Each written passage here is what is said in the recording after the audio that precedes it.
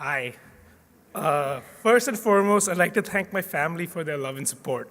The kind of support that doesn't flinch when you say you want to quit engineering, move to New York, and go to art school, and continues to remain unflinched when you follow that up with a financially lucrative career as a journalist.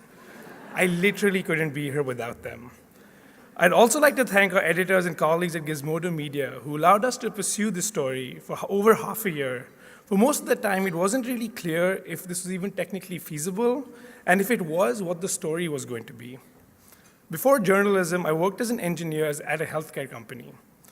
There, we all understood that with any new technology introduced into a system, you would solve some problems, but you would also create new ones. As more and more of our lives are being made parts of data-driven pipelines, we must not forget that new technologies cause new problems. Thank you.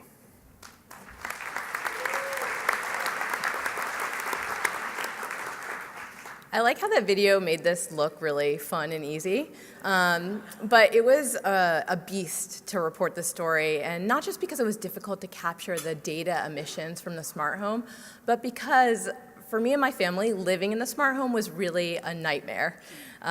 Usually you're giving up you're giving up privacy for convenience, but it felt like we were giving up both. The bigger takeaway for me from this story was that every single newsroom needs a technologist like Surya to help reporters probe the technological devices and services that are increasingly dictating the way that we live, the way that we work, and the way that we socialize. So really my big message tonight to editors in this room is to get technologist reporters like Surya on your staff if you don't already have them. We're really lucky to work on an investigative team at Gizmodo Media Group where we get to spend months diving into stories. So I'm just very grateful to my colleagues from Gizmodo Media Group that are here tonight for all their support on our stories and letting us dig into things that we were not always sure are going to lead somewhere.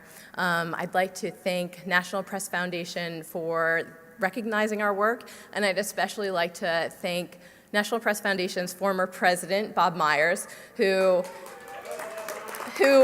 used to be my boss and helped me break into this industry more than a decade ago by helping me get internships in journalism, and he wrote my recommendation letter for journalism school. And I'd also like to thank my husband, Trevor, for putting up with my first-person journalism and living in the nightmare smart home with me. So thank you so much.